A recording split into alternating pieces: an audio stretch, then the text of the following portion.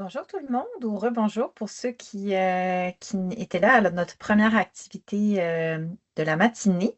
C'est un grand plaisir de vous accueillir en si grand nombre encore pour cette deuxième conférence de cette deuxième journée. C'est vraiment très chouette là, de voir la quantité qu'on est à s'intéresser à la formation à distance. Donc, très rapidement, Cathy, je travaille pour le pôle d'expertise interordre en formation à distance. Et ce matin, j'ai le plaisir de vous présenter Charles Lambert de l'Université de Montréal, qui va venir nous présenter une conférence qui s'intitule Cartographie des actions, optimiser la conception pédagogique. Donc, pour ce qui est de cette conférence-là, Charles est conseiller technopédagogique au Centre de pédagogie de l'Université de Montréal. Il possède une expertise approfondie en conception et en animation de formation offerte en modalité d'enseignement mixte.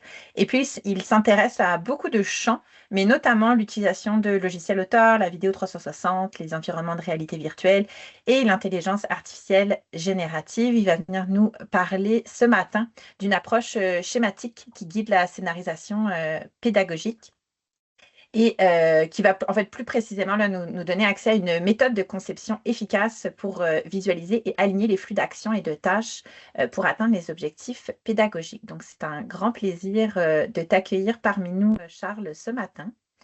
Je vous invite, lors de la conférence de Charles, de poser vos questions dans le clavardage, si vous en avez.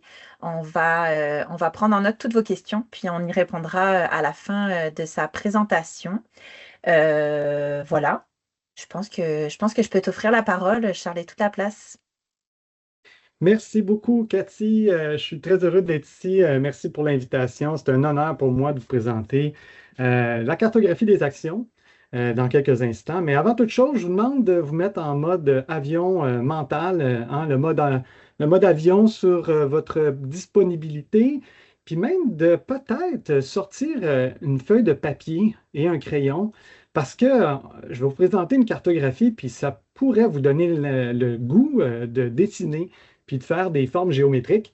Vous pouvez le faire évidemment avec votre ordinateur, mais des fois, le côté organique là, fait du bien de prendre un crayon et un papier. Donc, vous pouvez mettre ça à côté de vous, ça pourrait être pratique durant la présentation.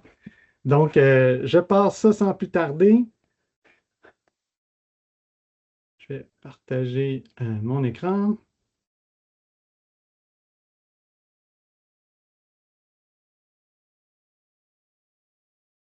Et voilà. Alors, merci encore une fois d'être là en si grand nombre. C'est vraiment plaisant de pouvoir partager ce petit fruit qui... J'ai développé cette technique-là, cette méthode-là depuis quelques années. Et en fait, je l'utilise régulièrement là, avec le corps professionnel, les experts et les experts de contenu dans la conception pédagogique de leur formation. Mais il vous est sûrement déjà arrivé de vous poser la question, après une formation, une conférence, et même peut-être celle-ci, qu'est-ce que j'ai retenu au juste? Euh, Dans une approche centrée sur la transmission de connaissances, là, c'est quoi le message résiduel après un jour, une semaine, un mois, voire une année? Sûrement quelque chose que vous vous êtes posé comme question. Cette question vient du fait qu'on rencontre fréquemment une erreur de conception qui est la suivante. La volonté d'augmenter les connaissances à tout prix, de bonifier le savoir, puis surtout de conjuguer le verbe connaître à tous les temps. Une autre erreur de conception qu'on rencontre fréquemment, c'est la volonté de couvrir toute la matière, tous les aspects théoriques que nos personnes apprenantes pourraient avoir besoin un jour dans leur vie. Puis une troisième erreur de conception que je rencontre, c'est d'enseigner pour tester. Hein, la littérature parle souvent de teach to the test. Donc, on ajoute une évaluation, puis voilà, leur connaissance déclarative est évaluée, puis nous, on pense qu'on a atteint les compétences à travers ça. Donc, sur ces constats-là, il m'est arrivé à plusieurs reprises, puis probablement tous les concepteurs, conceptrices ou conseillers pédagogiques qui font de l'accompagnement à la formation à distance, ont sûrement vécu ça. Vous avez un expert qui vous arrive avec une tonne de documents, sûrement pas papier comme ceux-là, là, mais en PDF, en PowerPoint, puis là, vous dites, hey, hey, toi, là, t'es bon, là. Fais-moi donc une formation en ligne, là, tout est là, c'est facile, là, tu as juste à assembler ça, là, puis le tour est joué. Hein? Donc, l'abondance de contenu, nous, on est face à ça. Pourquoi qu'on se mettrait à fouiller là-dedans pour voir c'est quoi le plus important et tout? Puis ça, ben, j'entends dans ma tête le designer industriel Dieter Rams, qui est devenu célèbre par son travail chez Brown, mais surtout par cette citation qui disait Less but better. Euh, En fait, lui, son mantra, en quelque sorte, c'est que le design devrait répondre à une, un problème, mais pas en créer de nouveaux. Euh, Puis c'est souvent un peu ce que je rencontre. On peut concevoir des choses, puis à travers ça, on en crée un nouveau, à place d'avoir répondu au premier problème initial. Donc, dans ma formation ici aujourd'hui, dans ma conférence plutôt, là, les intentions pédagogiques sont les suivantes. J'espère, dans le fond, vous permettre de vous familiariser avec une méthode d'ingénierie que moi, je me suis inspiré de la cartographie des actions de Cathy Moore. Puis, l'objectif d'apprentissage, plus précisément, c'est que je souhaite que vous soyez en mesure d'appliquer cette méthode-là dans la conception future d'une formation ou de n'importe quel atelier de formation que vous aurez à faire. Le plan de la présentation est le suivant. Donc, tout d'abord, je vais définir c'est quoi l'action mapping de Cathy Moore. Je vais vous présenter ma méthode qui a été complètement adaptée. Hein, ce n'est pas entièrement l'action mapping, mais c'est vraiment une influence que vous pourrez vous-même adapter à votre tour. Puis, je vais présenter un peu la cartographie qui rencontre d'autres modèles d'ingénierie pédagogique parce que ça s'entrecoupe à différents endroits. Et il y aura une discussion réflexive sur le potentiel de ça si on a un peu de temps à la fin, parce qu'une heure, c'est quand même court. Donc, premier volet, qu'est-ce que l'action mapping de Cathy Moore? Ben, le plus facile, c'est pour mieux saisir ça, on va aller chercher une citation directement de Cathy Moore, qui dit que presque tout le monde a appris au cours de son parcours académique qu'enseigner se résume à présenter des informations. Cathy nous dit, nous avons besoin d'un modèle visuel clair pour nous aider à envisager une approche différente, pour ne pas reproduire le modèle dans lequel on a eu peut-être une forme de succès académique, mais qui ne remplit pas les besoins de l'hétérogénéité de nos groupes d'étudiants et étudiantes aujourd'hui. L'action mapping de Cathy Moore ressemble un petit peu à ceci. Hein? C'est l'illustration à l'écran que vous voyez, ça vous fait peut-être référence à une carte mentale, à une carte heuristique qui permet de montrer le réseau de concepts entre les buts, les actions, les activités et les contenus. Elle dresse un portrait comme ça qui est très éclaté, comme une carte mentale. Moi, je l'ai adapté un petit peu différemment parce que je perdais un peu mes experts et les experts de contenu dans une carte heuristique mentale. Je vais vous montrer tantôt comment que j'ai organisé le tout. Mais pour mieux comprendre la cartographie, ben, on va aller chercher la définition de Cathy Moore. Elle a sorti ce modèle-là en 2008. Elle a quelques ouvrages depuis. Elle a un blog. Je vais vous laisser toutes les références à la fin. Elles sont dans le document, les références. Mais c'est une méthode de conception de formation qui se concentre sur la création de changements de comportement mesurables en identifiant les actions spécifiques que les apprenants et apprenantes doivent accomplir pour atteindre des objectifs de performance. Comment je m'en suis inspiré? Ben, je vous le décline comme suit. Tout d'abord, la première étape, c'est la cible. Si vous êtes conseiller, conseillère pédagogique, ben oui, c'est sûr, ça va de soi. On établit l'intention pédagogique, l'objectif d'apprentissage, là, vous sortez Bloom, Craft World, Patente, puis là, ben, vous écrasez vos experts de contenu parce qu'ils sont comme Ah, je ne sais pas quel verbe prendre. Donc là, dans ce temps-là, on calme le jeu, puis on utilise cibler un but mesurable. On essaie de leur parler un peu sur le terrain. Quel changement souhaitons-nous observer chez la personne apprenante? Hein? On identifie un but, oui, peut-être mesurable, ça nous rappelle le SMART, mais on veut surtout quelque chose d'observable. Ici, c'est ça. Donc, c'est une des premières étapes qu'on fait. Puis moi, comment je le concrétise? Ben, je dessine. J'utilise un outil que je vous présenterai tantôt, là, mais vous pouvez dessiner aussi si vous êtes en rencontre, en présence, sur un tableau blanc, tout simplement. Mais sinon, vous pouvez prendre n'importe quel outil de cartographie. Vous faites un rond rouge, vous écrivez but. Bon, on pourrait discuter le but, visée, intention. Ça m'intéresse plus ou moins. Ce qui m'intéresse, c'est ce qu'il y a en dessous, hein. Euh, c'est quel changement ils souhaitent observer chez la personne apprenante dans leur savoir agir, leur comportement, leurs agissements, ce que représentent, dans le fond, les apprentissages incontournables. Là, ça va être un peu pêle-mêle au début, et je vous dis, enfargez-vous pas dans les verbes tout de suite. Laissez libre cours à la créativité, puis un peu tout ce qui va sortir. Ouais, moi, j'aimerais ça que mon apprenant, mon apprenante fasse ça, fasse ça. Je veux voir un comportement comme ci.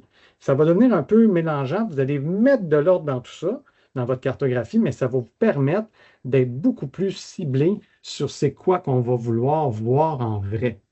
La deuxième étape, après, en fait, la première étape peut prendre un certain temps, mais la deuxième étape est encore plus concrète. Parce que là, on va, on va leur demander de détailler, de déterminer les actions pour atteindre ce but. Mais ces actions-là n'ont aucun lien avec le contenu à couvrir. Ça, c'est le grand défi. On décompose la cible en gestes concrets. C'est le moment où on projette ce que l'apprenant ou l'apprenante doit faire dans sa réalité professionnelle. Ce sont les actions de sa job, de son emploi, idéalement. C'est pas toujours facile, c'est pas toujours concret, mais on essaie de le plus possible de l'amener. C'est quoi qu'il ferait dans la vraie vie pour atteindre ce but-là? Comment ces actions se déclinent dans son milieu de travail? Puis là, il peut y en avoir plusieurs. On va les lister, une action entre autres. On n'est pas encore dans la pédagogie. On se projette dans la professionnalisation de notre but. Après ça, c'est là que le concepteur, la conceptrice pédagogique commence à avoir du fun, hein? Que le plaisir de la conception pédagogique prend tout son sens. C'est ici qu'on pose la question, quelles sont les activités qui nous permettent de nous entraîner à faire ces actions? Alors là, on se colle à la réalité du terrain, mais les activités qu'on va établir ici, activités d'enseignement, d'apprentissage, d'évaluation, c'est là qu'on commence à les décliner. Vous faites une liste, ça peut être des simulations, des quiz, des jeux de rôle, sans tomber tout de suite dans la conception technique détaillée, là. Ça, vous pourrez garder ça dans une étape ultérieure de micro-design, de scénarisation, de scénarimage, mais vous commencez déjà dans votre cartographie à organiser cet espace-là comme ça. Vous voyez un peu, hein, j'utilise des formes géométriques pour me repérer, parce que vous allez voir tantôt quand ça va se décliner, ça va être plus simple visuellement. Donc, nos activités d'apprentissage permettent à la personne apprenante de s'entraîner. Vraiment l'idée de l'entraînement à réaliser l'action ou les actions que j'ai listées dans le but que je veux un changement opérationnel et observable dans leurs agissements puis dans leur vraie vie. Quatrième étape, et non la moindre, ben, c'est une étape qui nous permet d'identifier le contenu strictement nécessaire. Oh, que c'est difficile. Ça, c'est vraiment la partie vraiment difficile. Là, c'est sûr, vos experts et experts de contenu vont vous ramener du contenu qui n'a aucun lien avec la ligne qu'on vient de faire. Hein, votre pseudo-alignement pédagogique, on n'en parle pas, là, on le garde pour nous, mais c'est un alignement pédagogique qu'on est en train de faire. Là, ils vont vous mettre plein d'affaires, puis là, on va faire OK, là, maintenant, ça, c'est important, ce contenu-là. Ça fait référence à quoi? Ah, ça fait référence à un autre but mesurable. Ah, ben peut-être que ça va être décliné dans un autre module. Puis là, c'est comme ça que vous commencez à créer votre montage itératif de ces éléments-là. C'est vraiment, vraiment important qu'on fasse la sélection, hein, uniquement de la matière qui soutient l'action, en fait, qui soutient l'action d'entraînement et des activités. Fait que tout est en lien ici. Bon, c'est sûr que ça m'amène à dire, tu sais, faut rappeler que less is more constamment, puis que moins c'est plus en français. Euh, c'est super important, puis vous allez voir que quand la cartographie de l'action prend son sens dans le travail conjoint que vous faites avec vos experts de contenu, bien, on évite d'écraser la personne apprenante avec trop de contenu inutile. Parce qu'on est entouré de toute façon de contenu. On est capable d'avoir accès à énormément de connaissances déclaratives si on le veut. Alors, ce qu'on veut rendre accessible à mobiliser par l'apprenant, l'apprenante, c'est le contenu strictement nécessaire. Fait que quand il fait son activité, qu'est-ce qu'il a besoin comme contenu? Bien, il va aller piger dans des ressources didactiques, dans des tutoriels, dans des ressources externes pour mobiliser ces différents savoirs-là dans un contexte idéalement, pratiquement authentique qui s'entraîne à le faire. Ah, on est dans l'approche compétence. Puis après ça, ça me permet d'être plus prêt pour faire une action dans le milieu du travail et dans la vraie vie. Allons de façon un peu plus concrète. Un exemple. OK? Mettons, là, c'est carrément fictif, je l'ai fait pour cette présentation-là. Conception d'une formation sur le sentiment de présence en FAD, hein, profondément humain. Donc, mettons que mon intention, c'est d'humaniser la distance et freiner l'abandon des personnes étudiantes en posant des gestes de présence par la personne enseignante. Mettons que je fais un but, puis là, après plusieurs itérations, j'arrive à cette idée-là. Ben là, en plus, c'est mesurable, j'ai un pourcentage. C'est pas obligatoire. Je ne suis pas maniaque à ce niveau-là, là, mais ici, je l'ai fait pour le bien de la présentation. Donc, réduire de 15% les taux d'abandon dans les cours à distance d'ici la fin de l'année en augmentant le sentiment de présence de la personne enseignante. En action, là, dans la vraie vie, ça ressemblerait à quoi? Bien, il y a plein de choses qu'on pourrait faire. Là, je mets deux petits exemples, mais l'action pourrait décliner. On pourrait, par exemple, publier une capsule vidéo chaque semaine pour garder le lien. Puis c'est l'enseignant, la personne enseignante, qui présente, mettons, ce qu'il y a à faire durant la semaine, si c'est en volet asynchrone, pour garder un certain lien humain. Puis il pourrait aussi effectuer des relances ciblées pour des étudiants et étudiantes qui ne semblent pas être dans leur suivi d'achèvement ou qui se connectent très peu à la plateforme. Donc, on pourrait aller chercher des contextes un petit peu plus ciblés. Bon, ça, c'est mes actions. Mais concrètement, comment je m'entraîne à faire ça? Bien, par une série d'activités. On pourrait, par exemple, leur demander en formatif d'enregistrer une capsule de 60 secondes pour présenter un module, puis de l'auto-évaluer à l'aide d'une grille de critères, ou même de l'auto-évaluer avec un agent conversationnel qu'on aurait formé pour faire un retour réflexif sur ça. On pourrait aussi sélectionner dans un scénario par embranchement hein, les meilleures relances à offrir pour des étudiants et étudiantes qui ne semblent pas engagés ou démotivés ou ainsi de suite.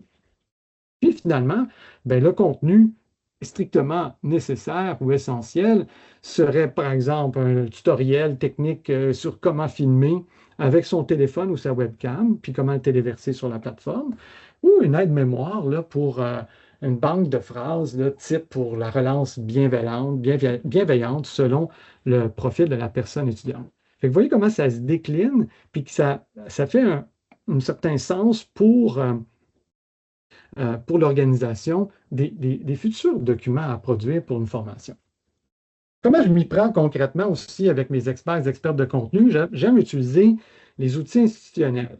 Donc, vu qu'on a une licence Microsoft, ben, j'utilise Visio. Bon, est-ce que c'est le meilleur outil de carto? Probablement pas. Est-ce que c'est celui que tout le monde a accès dans mon université? Oui. Alors, à ce moment-là, c'est beaucoup plus simple pour moi. Ce que je fais, c'est que je crée une équipe Teams pour le projet dans lequel il va avoir, oui, toutes les ressources didactiques, hein, la fameuse pile de documents qu'ils m'ont mis. On la met là temporairement dans les ressources. Et là, pas longtemps après l'analyse du contexte de la clientèle et du contenu, j'embarque dans une première itération avec Visio. Fait que je crée une cartographie dans Visio attachée à l'équipe Teams.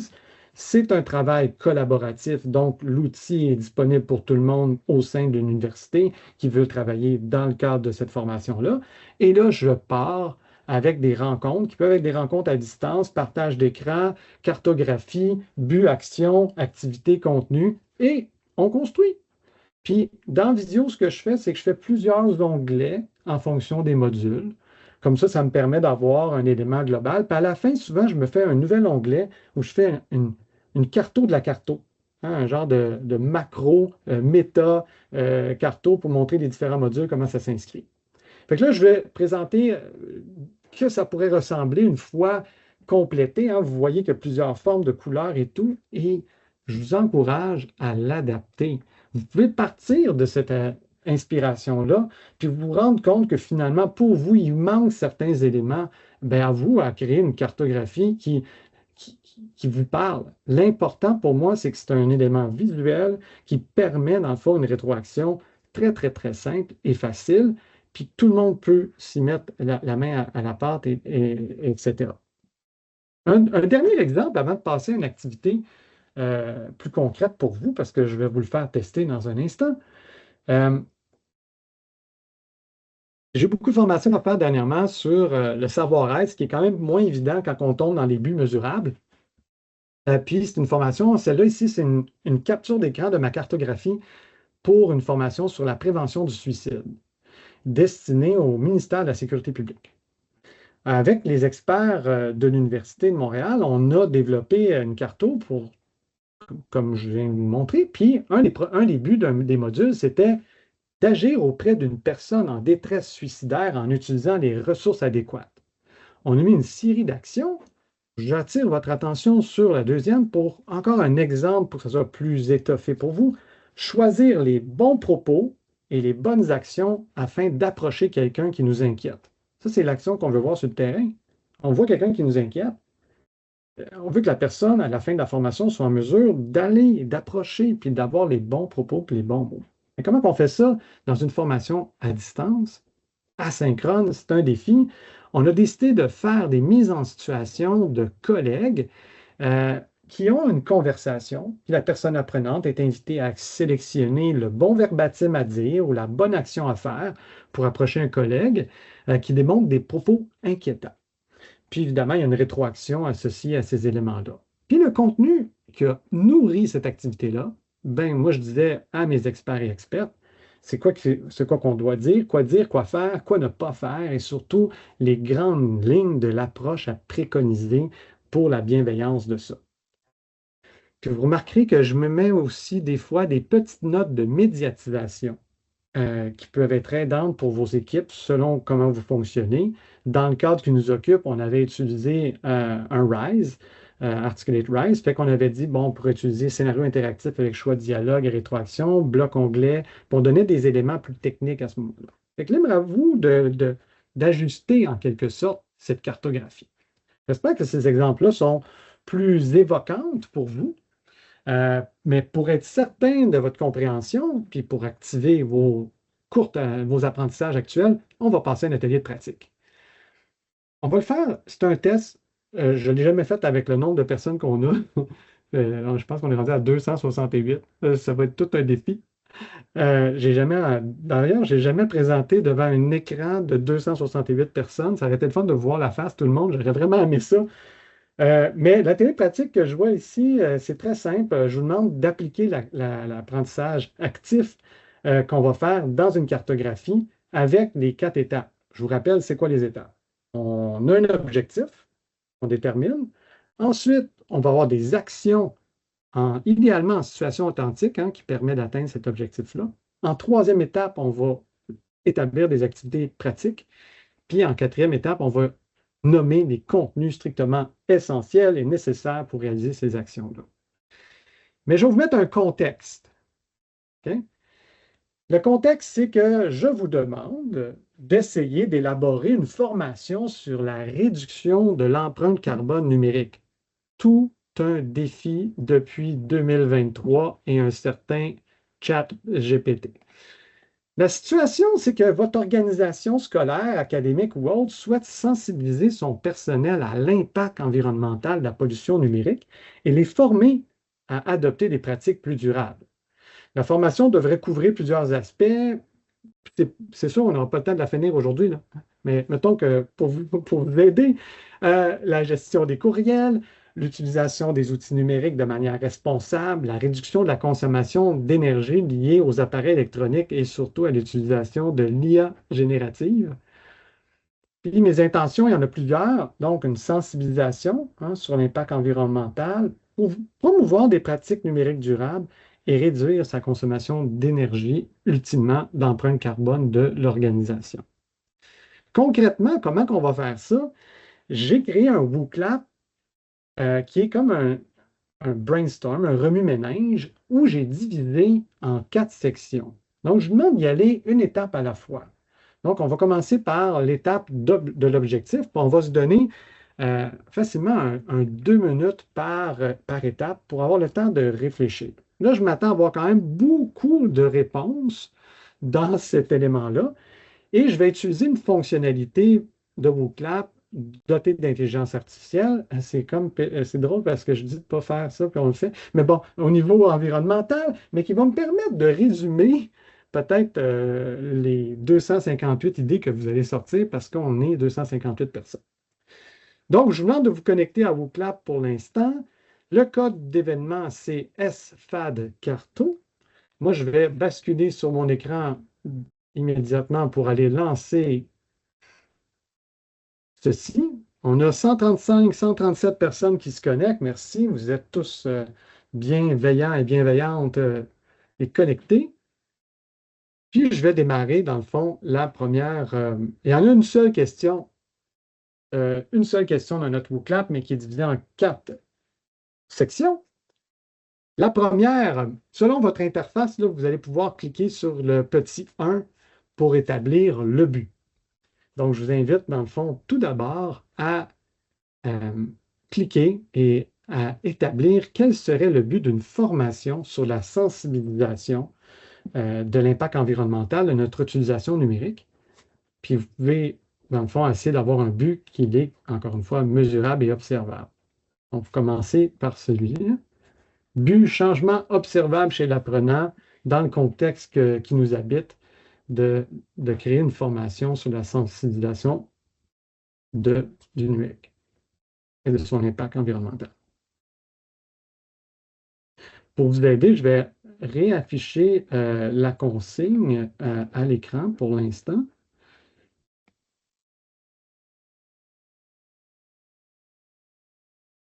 Pour que ce soit peut-être plus simple pour vous. Donc, je vous rappelle les intentions, là, sensibiliser le personnel à l'impact environnemental, promouvoir des pratiques durables et réduire la consommation d'énergie et l'empreinte carbone. Quels seraient des objectifs mesurables pour cela? Oh, c'est bien, on s'en rentre là, pas mal. On a pas mal de répondants là, déjà. Là. Résoudre 25 de la consommation d'énergie numérique. Oui, on peut aller un petit peu, c'est excellent, puis on pourrait essayer de déterminer un peu plus comment, à quel endroit on veut voir et observer cette réduction-là. Est-ce que c'est dans notre, par exemple, simplement notre info nuagique, notre disque sur notre OneDrive World, de réduire ça, ça pourrait être bien.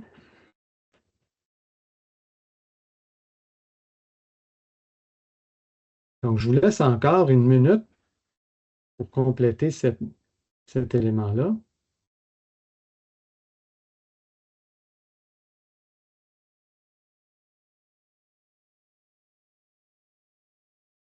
Que 70% des apprenants aient une conception claire de ce qu'est la sobriété numérique afin de limiter l'utilisation et éventuellement l'impact environnemental. Wow! J'aime bien.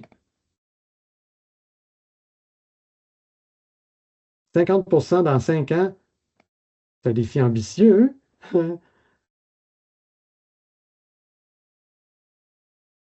Je vais aller voir ici tout de suite, étant donné qu'il est 11h30, je vais cliquer sur générer un résumé avec l'IA par rapport à toutes vos questions. Donc, je fais mouliner la machine et on va voir dans un instant. Pendant ce temps-là, vous pouvez commencer avec la deuxième étape qui est l'action. hein, la tâche à réaliser dans son milieu de travail pour atteindre ce but. Puis là, je vous rappelle que tantôt, j'ai parlé, mais juste que ça soit clair, là, pour un but, il peut y avoir plusieurs actions qu'on décline. Ça, c'est super important. Puis pour chaque action, il peut y avoir plusieurs activités. Des fois, on a besoin des activités par étape pour atteindre une action. Donc, c'est une déclinaison qui est normale.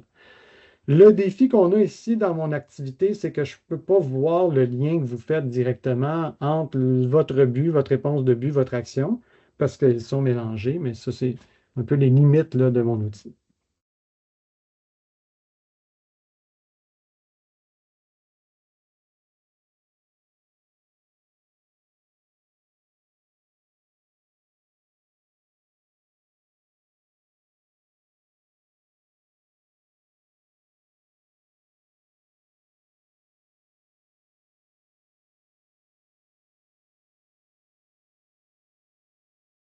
Ça ne semble pas fonctionner sur mon résumé, c'est pas bien grave. Je vais quand même décliner un petit peu, regarder vos réponses, puis commenter au fur et à mesure. J'aime bien là, l'idée qu'on veut une saine gestion de la boîte courriel, forcer le questionnement sur la pertinence de l'outil.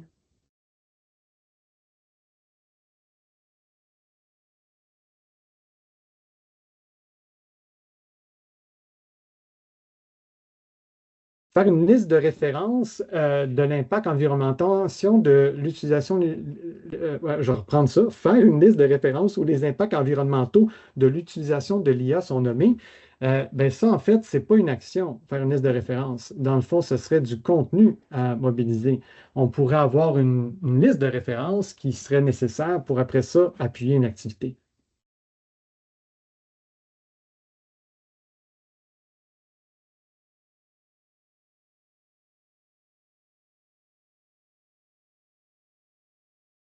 Les activités, exercices pour réaliser l'action, organiser des sessions hebdomadaires, ménage dans sa boîte mail, ben ça serait peut-être sur le temps de travail, puis ça va de soi, mais dans le cadre d'une formation, comment j'entraîne mes personnes étudiantes à développer ce réflexe-là de ménage dans la boîte courriel, ce serait un autre élément.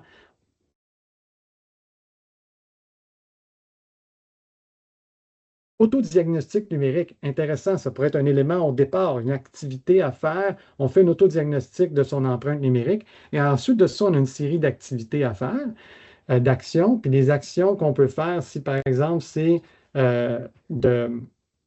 d'aller changer certains paramètres. Par exemple, sur YouTube, il est possible dans son compte d'aller choisir la lecture à 720p. Donc, c'est une lecture qui est moins énergivore que du 1080. Et pourtant, la qualité est aussi bonne pour visionner. Fait que, imaginons si on visionne des centaines d'heures de vidéos dans une vie, mais qu'on a décidé de réduire notre qualité vidéo à la lecture, ben, on a un impact direct. Fait que ça pourrait être aussi certains éléments comme ça, simplement. Il y a vraiment de très bonnes idées. Activité de recherche d'une question précise en évitant la consommation de produits IA. Ouais.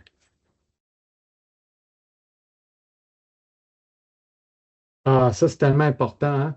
Gérer son espace numérique pour ne pas retélécharger à chaque fois. Mais ça aussi, il faut changer certaines habitudes de consultation, de retourner sur le site, aller chercher le document quand déjà, on l'avait déjà. C'est plus grand que ça, hein, euh, dans ces éléments-là.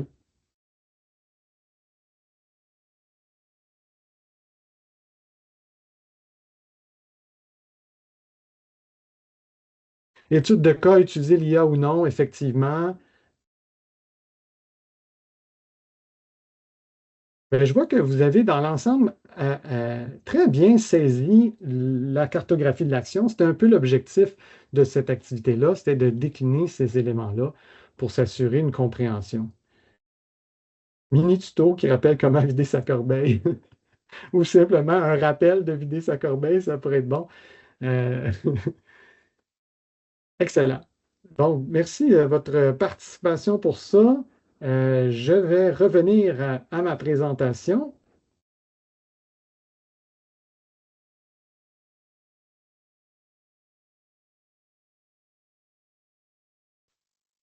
Je suis rendu à l'autre page. Ben, j'avais fait un exemple de corrigé aussi qui aurait pu avoir lieu, qui n'est pas exhaustif, qui n'est pas parfait, mais qui pouvait appliquer un peu ce qu'on vient de voir. Donc, on a vu un peu cette volonté-là de rajouter des pourcentages de réduction, hein. Ben, moi, j'avais pensé à ça. Réduire de 20 le poids des pièces jointes envoyées et le volume des données stockées sur le serveur partagé de chaque département.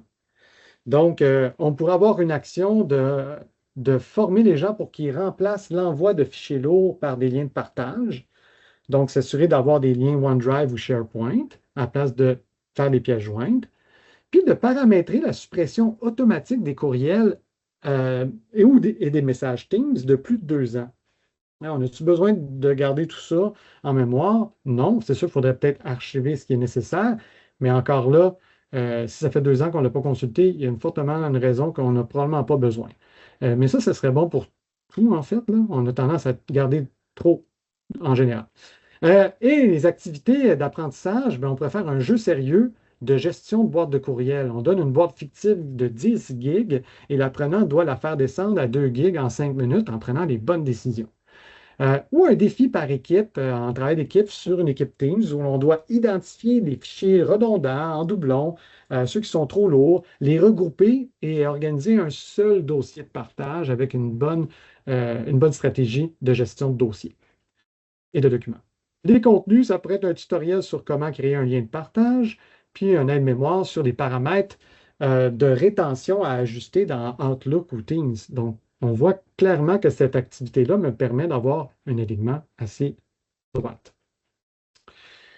Mais je vous rappelle que une citation qui m'aide ici des fois à avancer, la perfection est atteinte non pas lorsqu'il n'y a plus rien à ajouter, mais lorsqu'il n'y a plus rien à retirer. Hein, ça revient avec encore le moins c'est plus.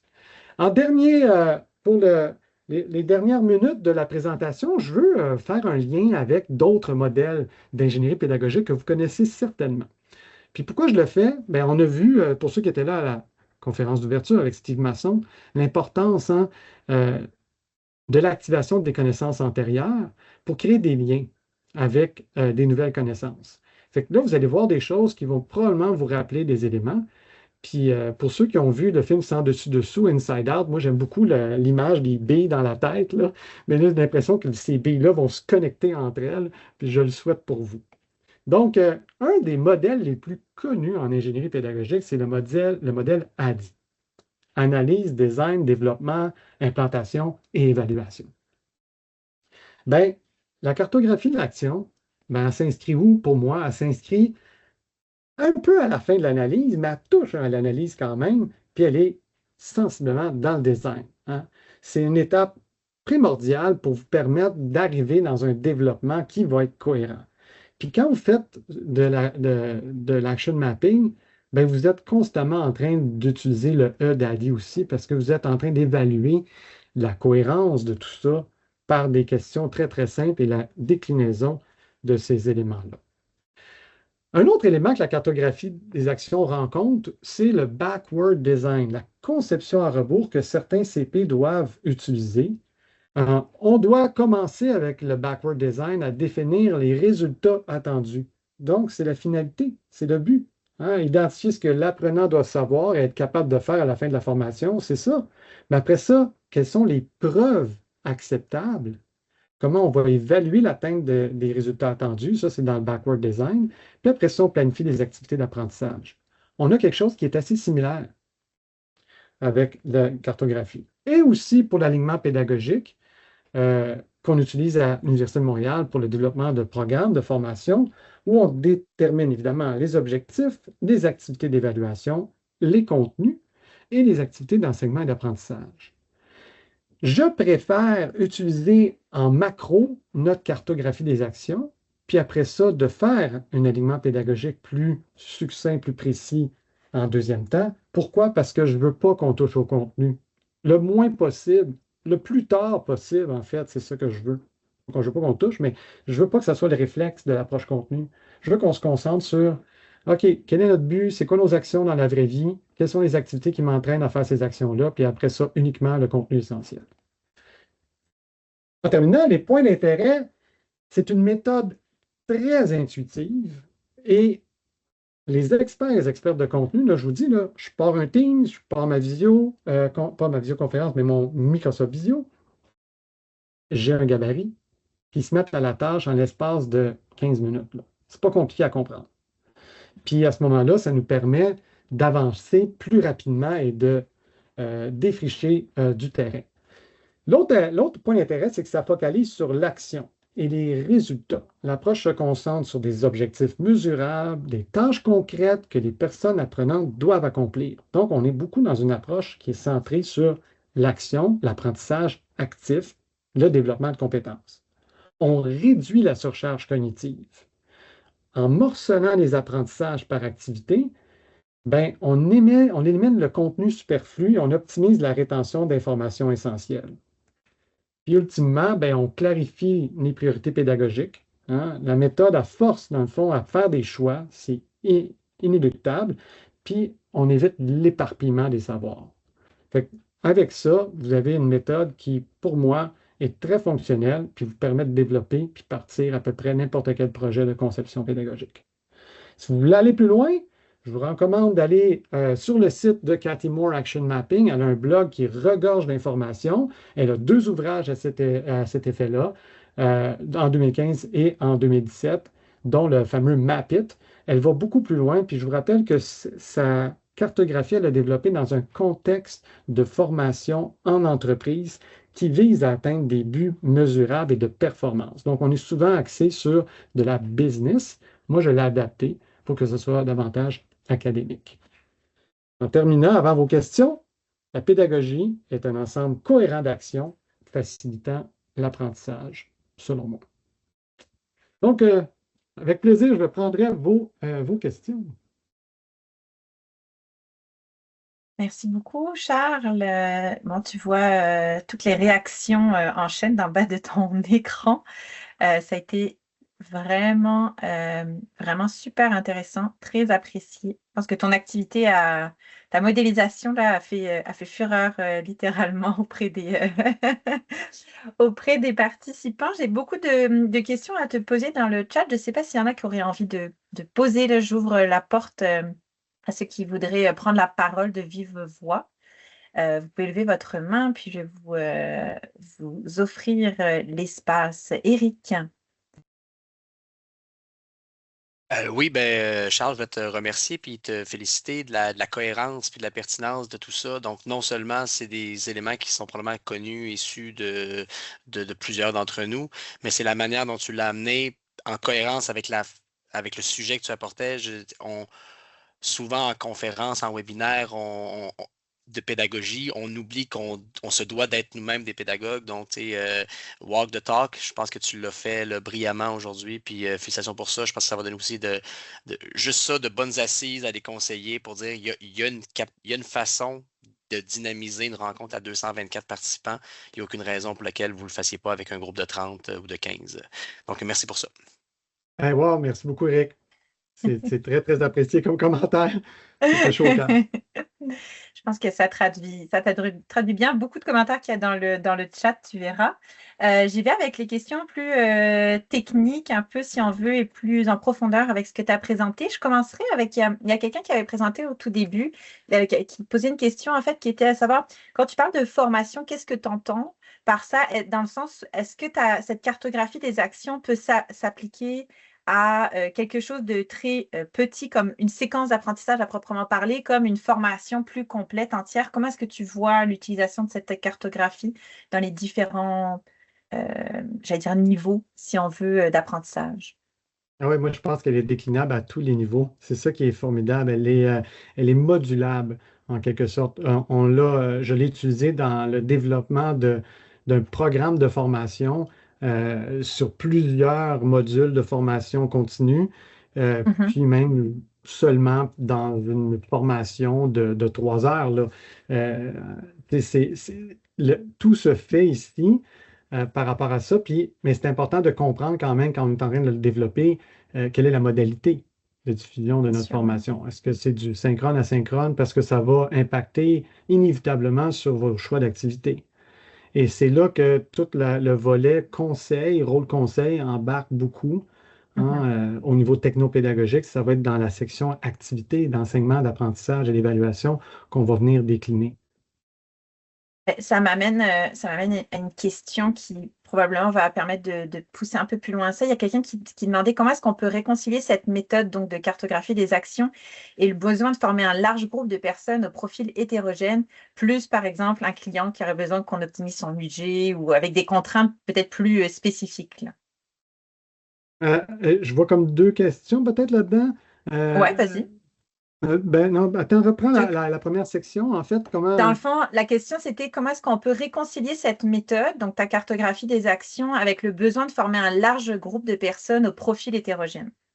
Et la personne a rajouté qu'il pouvait y avoir d'autres contraintes là, plus spécifiques, comme par exemple un budget ou peut-être une temporalité. Ben, en fait, que le groupe soit hétérogène, l'important, c'est de connaître un petit peu quand même quelle est la déclinaison de cette hétérogénéité-là, à Ouais. savoir qu'est-ce que je dois faire comme lien pour aller les chercher au niveau de leurs connaissances antérieures. Ils partent de où? Est-ce qu'ils sont tous sur le même niveau? Alors, si c'est hétérogène au niveau des connaissances déclaratives antérieures qui permettent peut-être de mobiliser des Exact. actions, là, c'est là où la déclinaison pourrait se faire à différents niveaux. C'est-à-dire, il y a une activité de diagnostic, vous avez besoin davantage de soutien. Mhm. Voici, dans une approche de CUA, voici ce que vous pourriez aller chercher comme élément complémentaire dans vos ressources, hein, Ouais. strictement nécessaires pour faciliter cette mise à niveau-là, mais elle pourrait se décliner en scénarisation pédagogique en fonction d'un cheminement différent. Là, c'est la créativité qui rentre là et la cohérence. Puis dans un apport plus axé sur, mettons, la rentabilité, ou c'est ça qu'on parlait un peu, Ouais, le, exact, tout à le fait. retour. Ben, Ouais. en fait, Cathy Moore, elle est vraiment beaucoup plus là-dedans, elle est beaucoup plus dans la performance. Elle veut des Mhm. choses nommées, là. Par exemple, on va augmenter la vente de tel élément dans notre business parce qu'on les a entraînés à faire telle chose, notre personnel de notre Mhm. compagnie. Euh, alors, à ce moment-là, je dirais, allez creuser dans son ouvrage, vous allez avoir une mine d'or d'informations pour dynamiser le côté très, euh, c'est ça, retour sur investissement de la formation. Puis moi, c'est pourquoi que je m'en inspire, c'est parce que je veux m'assurer qu'on donne du sens. En ce moment, l'enjeu majeur qu'on a, c'est qu'il va y avoir un recul des gens par rapport à la formation dite académique standard, parce que les gens veulent avoir leur propre chemin, aller plus rapidement droit au but, hein, Ouais. en fonction de leurs besoins spécifiques. Mais nous, on peut Mhm. faire l'effet inverse en donnant un sens à nos apprentissages le plus concrètement possible dans le milieu de travail. C'est un peu cette réflexion-là que j'ai empruntée.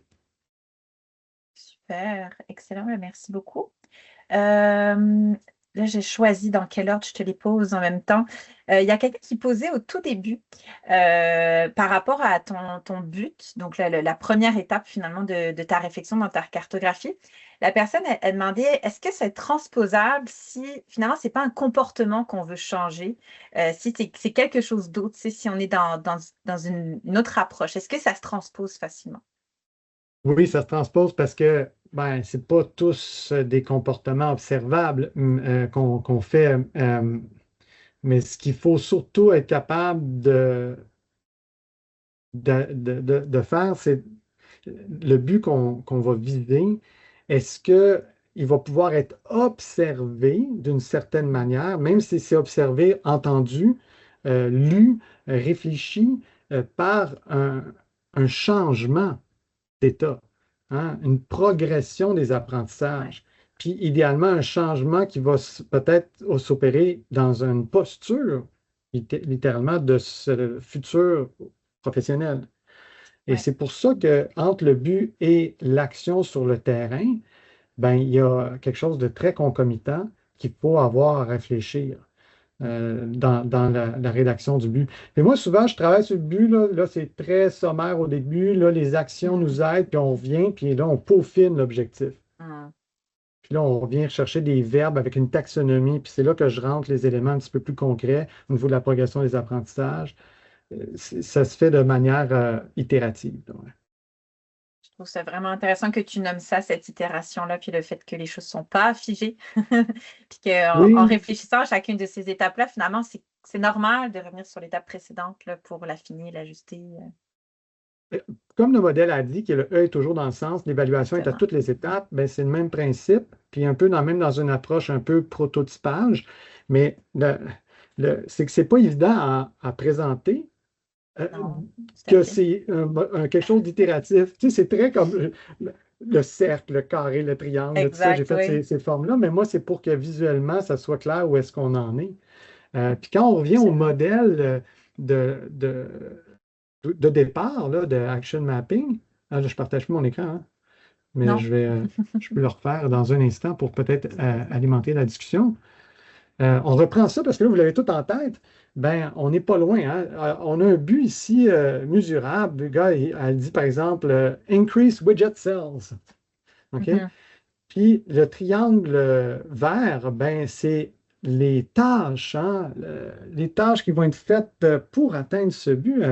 Puis après ça, ben, la main, c'est qu'est-ce qu'on fait concrètement pour se pratiquer à développer ce comportement-là sur mon emploi, sur mon terrain, sur mon marché du travail.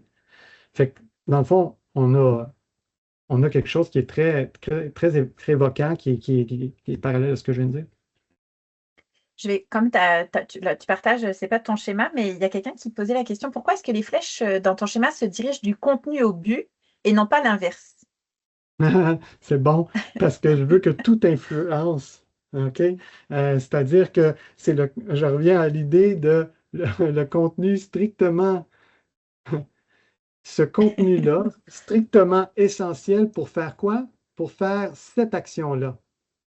Puis cette action-là, elle est uniquement pour cette activité-là, activité-action, ce que je mélangeais, puis après ça pour ce but. Alors, c'est vraiment l'idée du recul, du reverse, dans le fond, design.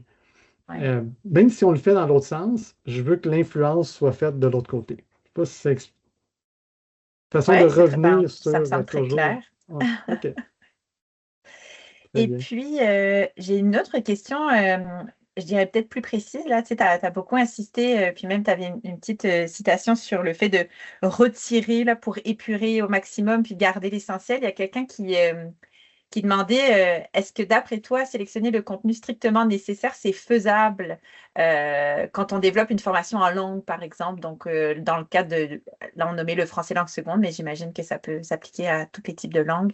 Comment est-ce que tu vois ça? Est-ce que pour toi, il y a quand même peut-être des sujets ou des disciplines pour lesquelles c'est plus difficile à faire ou peut-être, j'allais dire même des stratégies, tu sais, de comment est-ce qu'on fait finalement, là, je te lance ailleurs, mais Ah non, c'est une très bonne question, puis elle est pas évidente à répondre parce que c'est là qu'on se rend compte probablement qu'il y a des champs de disciplines qui sont plus difficiles à appliquer avec cette cartographie-là, qui demeure quelque chose qui est beaucoup plus axé sur le savoir-faire que les savoirs déclaratifs. Mais quand même, mettons que j'ai une activité de vocabulaire précis ou non de conjugaison ou tu sais, par rapport à la langue, ben c'est là quel est le contenu que je dois mobiliser. C'est un petit peu ça la Mhm. réflexion. Puis je veux Ouais. m'assurer que cette ressource didactique-là soit facilement accessible pour que l'apprenant, l'apprenante puisse aussi aller par lui-même, par elle-même, aller chercher ce qui est nécessaire. Donc, c'est de guider aussi sur ces ressources-là. Mais je comprends qu'une langue, là, c'est par où qu'on commence. Mais si les modules d'apprentissage d'une langue sont par étapes, dans la compréhension, dans la lecture, dans l'écriture, ben, je pense qu'on peut quand même segmenter des directions puis des éléments associés à ces contenus-là. Génial.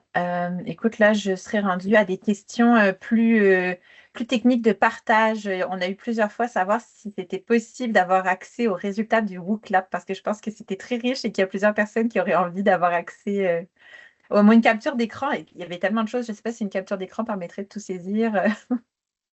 Ah, ben oui, avec plaisir. Tant mieux si ça peut servir. Je suis Il y avait d'accord même avec ça. une conseillère pédagogique qui voulait savoir si c'était possible d'avoir accès à tout parce qu'elle-même, je crois que dans son établissement, il travaille à développer une formation, je crois, d'utilisation de l'IA en contexte de sobriété numérique. Donc, en tout cas, on pourra regarder peut-être là, comment est-ce qu'on peut vous partager ça. On vous fera signe Oui, de la parce que, méthode. à mon avis, c'est un enjeu qu'on doit s'occuper, puis qu'on ne s'occupe pas assez en ce moment. Tout à fait. Est-ce qu'il y aurait d'autres questions pour Charles? Ah, il y a quelqu'un qui se demandait si la citation qui était «La pédagogie est un ensemble cohérent d'actions facilitant l'apprentissage». Est-ce que c'est de toi, Charles? Oui, c'est de moi. Je crois qu'elle a plu. Parfait. Ben, écoutez, s'il n'y a pas d'autres questions, Charles, je te remercie pour cette super Merci à intervention qui vous. était vraiment très concrète, je pense. Ça répondait à beaucoup, beaucoup de besoins. Donc, un énorme merci pour tout ce que tu nous as offert et permis de faire ce matin. Le plaisir est partagé. Merci de l'expérience.